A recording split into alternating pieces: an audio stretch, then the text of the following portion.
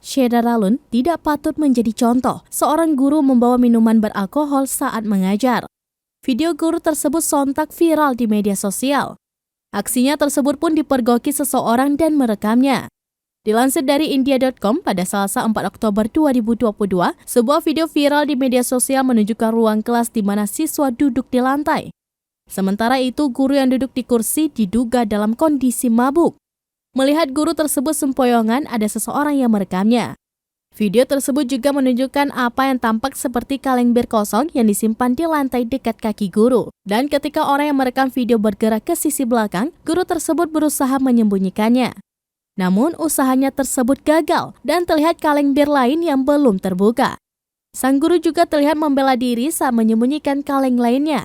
Diketahui video itu diambil di sebuah sekolah di Hathras, Uttar Pradesh. Sementara itu, nasib guru tersebut menurut kantor penerangan distrik Hathras telah menginformasikan bahwa guru yang bersalah telah diskor.